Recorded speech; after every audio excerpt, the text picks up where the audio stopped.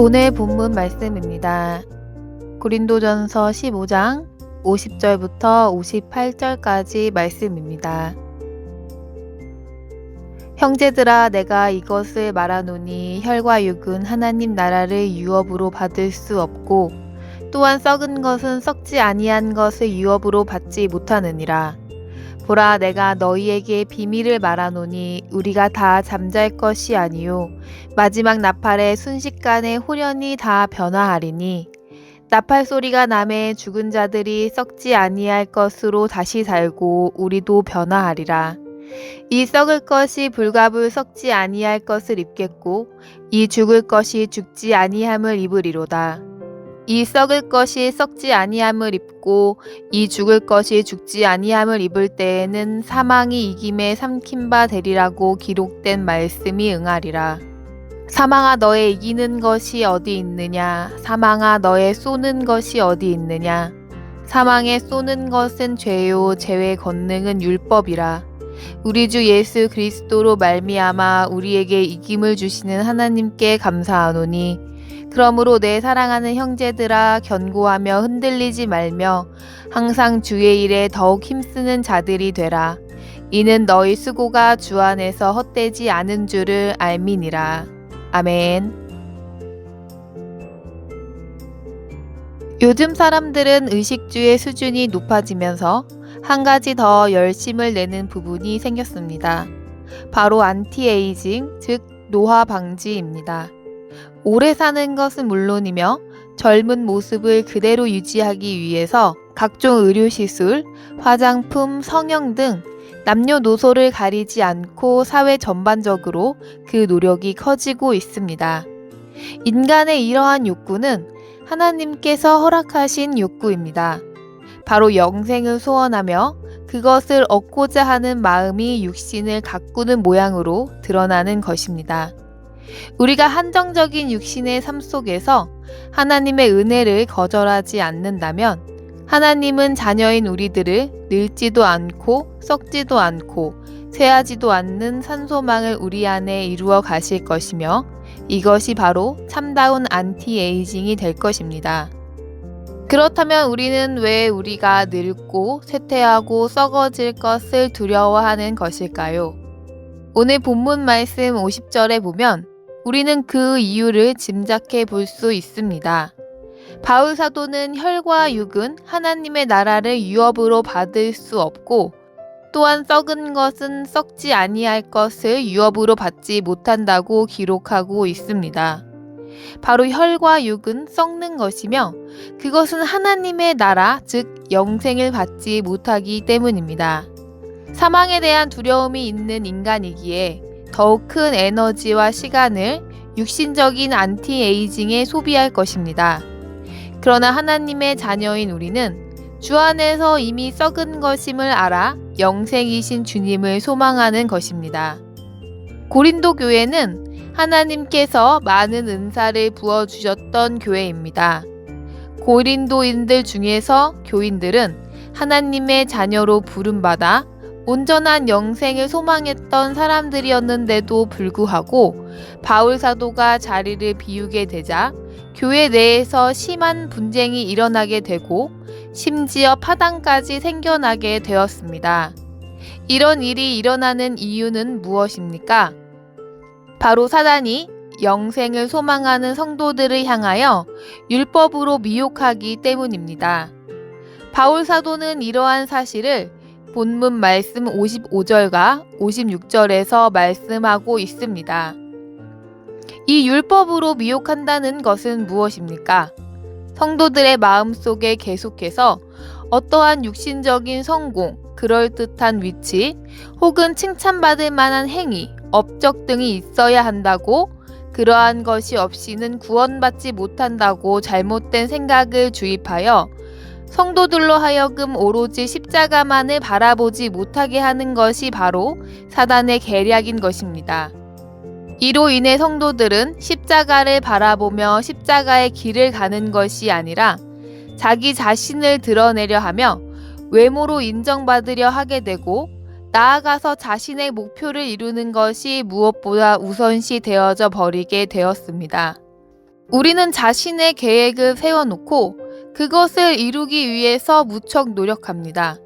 하나님의 말씀도 자신을 향한 하나님의 뜻이 무엇인지 알고 순종하고자 하는 마음보다 자기의 목적을 달성하기 위해 말씀을 들으므로 순종하느냐 마느냐를 자신이 결정하면서 살아갑니다. 하나님 말씀에 대하여 이런 태도는 결코 좋은 신앙이 아닙니다. 우리는 십자가에서 그리스도와 함께 죽은 자들입니다. 그리스도와 함께 죽었기에 율법이 우리에게 요구하는 요구를 다 만족시킨 자입니다. 그리스도께서 나를 대신하여 죽어주셨고 율법의 요구를 다 이루어 주셨기에 사망이 우리에게 아무런 권세가 없다는 것을 믿는 것이 믿음입니다. 내가 살아있다면 우리는 율법의 요구를 절대로 만족시킬 수가 없습니다. 살아있다는 것은 무엇입니까? 바로 나의 주권을 내가 가지고 있으며 자신이 삶을 계획하고 가는 길을 정해서 살아가는 것이 바로 내가 살아있다는 것입니다. 그러므로 바울 사도는 58절에서 우리에게 오직 주의 일을 더욱 힘쓰라고 말씀하십니다. 하나님의 일이란 무엇입니까?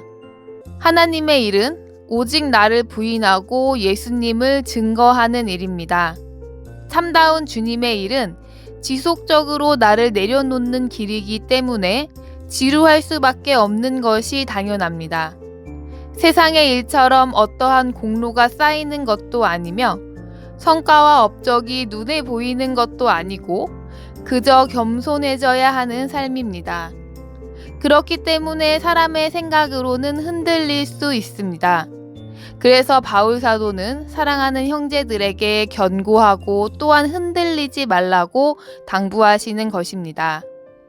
우리가 흔들리지 않고 주의 일을 할 수 있는 유일한 비결은 우리 자신의 능력에 있는 것이 아닙니다. 사람의 마음은 나 자신을 포함해 그 어느 누구도 변화시킬 수 없습니다. 그러나 하나님께서만은 하실 수 있는 일입니다. 하나님께서 정하신 일은 그 누가 와도 뒤집거나 바꾸거나 멈출 수 없기에 우리는 흔들리지 않고 주의 일에 힘쓰는 자들이 되어져야만 하는 것입니다. 이것이 바로 주 안에서의 수고이며 이 세상에서 헛되지 않은 유일한 일이라는 것을 우리는 정확하게 알아야 합니다. 그런데 주 안에서 나를 버리는 일의 성과가 육신의 눈에 보이지 않는다고 해서 아무런 변화도 없는 것은 아닙니다. 우리의 눈에는 보이지 않지만 반드시 성과는 존재하는 것입니다. 주 안에서 하는 수고에는 하나님이 우리 마음에 기쁨과 평안을 주시며 점점점 우리의 존재가 사단의 소나기에서 벗어나게 되어지는 역사가 드러나게 될 것입니다. 우리는 하나님의 비밀을 아는 자들입니다. 바울 사도가 오늘 본문을 통해서 우리에게 비밀을 말씀하셨습니다. 바울 사도가 우리에게 말한 하나님의 비밀은 무엇입니까? 하나님의 비밀은 그리스도 예수님입니다. 그리스도가 이 땅에 오셔서 살아간 삶은 인간의 생각과 완전히 대치된 삶이었습니다. 하나님의 아들이신 예수님이 육신을 입고 이 땅에 오셔서 가장 낮은 곳에서의 삶을 사셨습니다. 공생애의 삶을 사시는 동안에도 예수님은 육신의 어떤 것을 위해서 모으지도 않으셨고 높은 자리에 올라가고자 애쓰지도 않으셨습니다. 주님의 뜻을 따르는 길은 육신의 안목으로 보면 지루한 일입니다. 주님께서 우리에게 명하신 일은 그저 나를 부인하고 나의 계획을 버리고 오로지 십자가를 지고 가는 것이기에 남들에게 내세울 만한 일과는 상관없는 길로만 보일 것입니다. 그러나 하나님과 동행하며 마음이 하나님과 한마음 되는 길을 가면 기쁨과 평안이 가득 찰 것이며 하나님의 강권하심으로 온유하며 겸손한 마음이 되어질 것입니다. 그리고 나팔 소리가 들리는 그날에 우리는 홀연히 완성되어질 것을 본문 53절에서 증거하고 있습니다. 우리의 인생이 주님과 한 걸음 한 걸음 지루한 걸음을 걸어가는 것과 같이 보이더라도 그것은 헛된 시간이 아닙니다. 하나님께서 말씀하신 대로 하나님께서 이루심으로 우리에게 거역할 수 없는 일은 반드시 일어나게 되어 있습니다.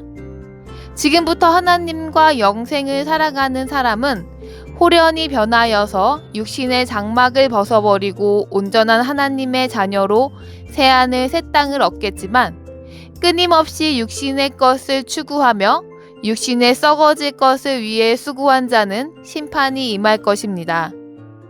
우리는 모두 천국의 비밀을 아는 자입니다. 그 아는 것에 장성하여 가는 길은 예수님처럼 오직 말씀께 순종하는 길입니다.